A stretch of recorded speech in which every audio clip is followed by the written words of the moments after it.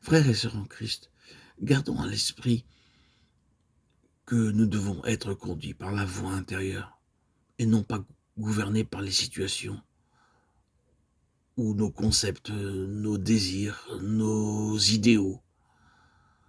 Alors seulement lorsque cette douce voix intérieure nous dit de prier, lorsque dans les profondeurs de notre être, nous avons le sentiment de devoir prier, alors répondons à cette sollicitation aussitôt.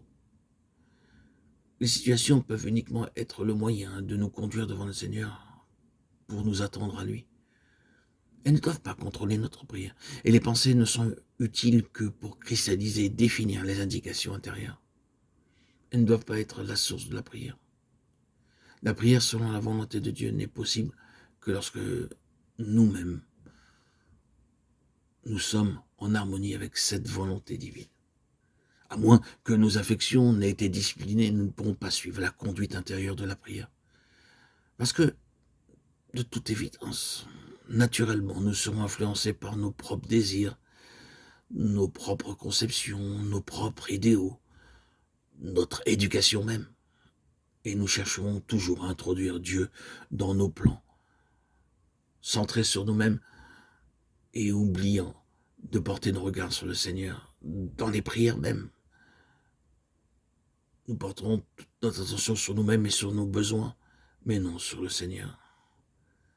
Frères et sœurs en Christ, dès que nous constatons que nous prions sans efficacité, nous devons rechercher la raison. En nous attendant au Seigneur, nous devons parvenir au point où la douce voix intérieure dira « c'est cela ». Alors, nous serons délivrés, libérés, disponibles, un cœur entier au Seigneur, ouvert et disponible. Voilà. Car, de toute évidence, nous aurons la clé. Et bien sûr, en l'utilisant et en progressant dans la prière, nous serons de toute évidence assurés de la réponse de Dieu. Elle viendra. Cela ne peut pas en être autrement. Ésaïe 62,6 déclare « Sur tes murs, Jérusalem, j'ai placé des gardes.